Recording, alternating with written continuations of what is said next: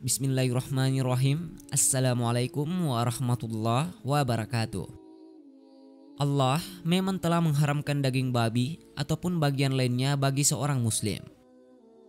Beberapa surah yang menyatakan keharaman daging babi antara lain surah Al-Baqarah ayat 173, Al-Maidah ayat 3, Al-An'am ayat 145, dan An-Nahl ayat 115.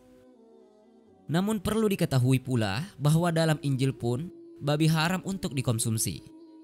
Pelarangan tersebut ada dalam kitab Imamat 7-8, kitab Ulangan 8 dan kitab Yesaya 2-5.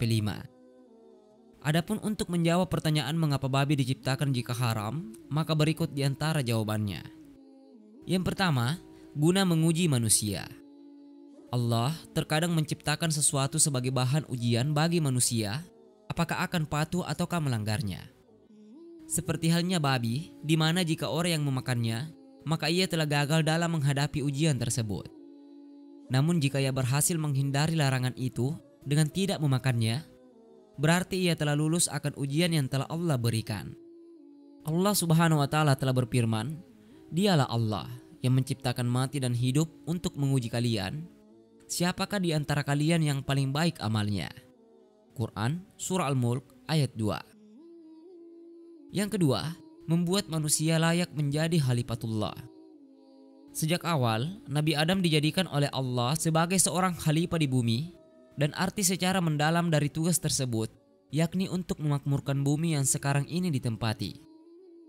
Berbagai jenis makhluk hidup maupun hewan yang dianggap tak bermanfaat ternyata menjadikan manusia lebih kreatif dan berkembang secara intelektual.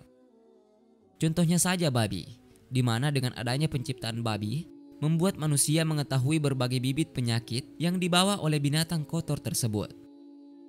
Dengan demikian, manusia pun akan berusaha untuk mencari atau meneliti obat terhadap penyakit itu. Beberapa penyakit yang berasal dari babi diantaranya adalah cacing pita dan flu babi, yang kini mulai ada obatnya. Yang ketiga, menjadi pembelajaran untuk tidak mengikuti tabiatnya.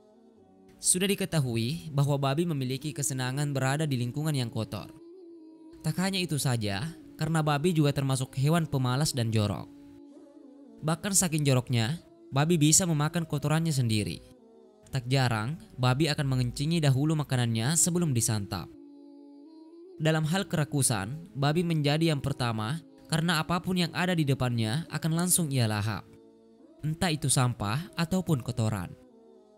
Bahkan sebagian peneliti hewan mengatakan bahwa demi memuaskan hasrat makannya, terkadang babi akan memuntahkan makanan yang baru ia makan dan memakannya kembali. Tentu dengan sifatnya yang jorok, malas, sekaligus kotor, menjadikan kita harus menjauhi segala tabiatnya karena jika tidak, kita sama saja dengan seekor babi.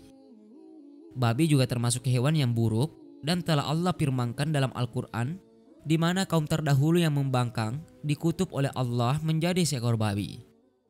Katakanlah Muhammad, apakah aku akan beritakan kepadamu tentang orang yang lebih buruk pembalasannya dari orang fasik di sisi Allah, yaitu orang yang dilaknat dan dimurkai Allah.